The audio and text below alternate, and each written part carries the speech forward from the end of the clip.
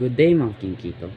Ako po ay inatasan nyo na gumawa ng talumpati tungkol sa kung paano mo dapat mapapangalagaan ang ating anyong lupa at anyong tubig. Sa aking palagay, dapat natin ilagay sa tamang lalagyan ang mga basura. Dahil ang basura ay nagdudulot ng matinding baha. At makilahok sa programa ng barangay na Clean Green Program para linisin ang mga kalsada at ano pang lugar na maraming basura.